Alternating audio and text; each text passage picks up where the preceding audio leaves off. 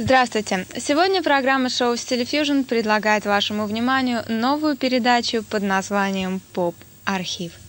Я не ошибусь, если скажу, что создание этой передачи было просто необходимостью. Дело в том, что несколько месяцев назад, когда мы включили в новогодний выпуск программы «Музыкальный нон-стоп» видеоклипы необыкновенно популярных в прошлом диско-групп, таких как ABBA, Boney M, Modern Talking, Samantha Fox, Bad Boys Blue, Iron Cara, мы были просто поражены тем успехом, которым они пользовались у многих наших телезрителей. Последующие выпуски музыкального нон-стопа с участием тех же диско-групп окончательно убедили нас в том, что среди меломанов нашего города немало поклонников музыки 70-х и 80-х. Нас буквально засыпали просьбами показывать побольше старой мелодичной поп-музыки. И именно поэтому мы и создали программу «Поп-архив». Как видно из названия, эта передача будет посвящена поп-музыке прошлых лет. От 60-х и до начала 90-х. Вот временной промежуток, который мы постараемся охватить в выпусках поп-архива. Что же касается музыкальных направлений, представленных в этой передаче, то это будет не только диско, но и мелодичные поп-баллады, таинственная электронная музыка и, конечно же, неординарное и незаслуженно забытое в наши дни направление, которое, зародившись на заре 80-х, получило название «Новая волна». Итак, я ознакомила вас с кратким анонсом программы «Поп-архив». Ну а теперь первый выпуск.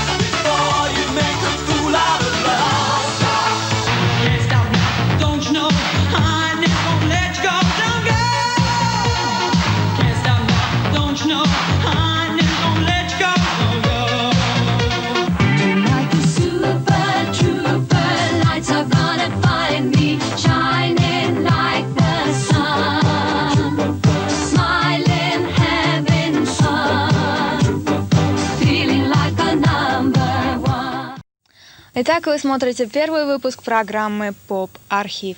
Я думаю, будет справедливо, если нашу сегодняшнюю программу откроет группа, которая в музыкальном мире считается родоначальником американской поп-музыки – Саймон энд Гарфункел. Этот необыкновенно яркий и талантливый дуэт, названный по именам его участников Пола Саймона и Арта Гарфункела, был образован в 1957 году и уже через несколько лет стал национальным символом американской музыкальной культуры.